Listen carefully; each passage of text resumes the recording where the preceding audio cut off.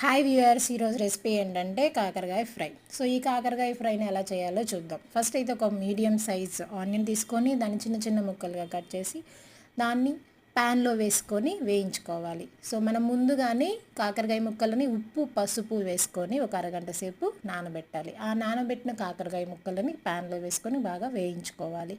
ఈ ముక్కలు కొంచెం ఉడుకుపెట్టిన తర్వాత దానిలోనే ఒక హాఫ్ టేబుల్ స్పూన్ ఉప్పు పసుపు యాడ్ చేసుకోవాలి. ఒక 10 నిమిషాల తర్వాత దీనిలో మనం ఒక వెల్లుల్లిపాయ, జీలకర్ర, కొంచెం కారం వేసుకొని దాన్ని మిక్సీ పట్టుకొని దీనిలో అయితే యాడ్ చేసుకోవాలి. సో ఇదంతా కారం వేసిన తర్వాత ఒక 10 నిమిషాలు బాగా ఫ్రై చేసుకోవాలి. ఫ్రై చేసుకున్న తర్వాత మీకు చేదుగా అనిపిస్తే దానిలో కొంచెం బెల్లం యాడ్ చేసుకోవాలి. బెల్లం యాడ్ చేసుకున్న 5 మినిట్స్కి కరివేపాకు వేసుకొని గార్నిష్ చేసుకోవాలి.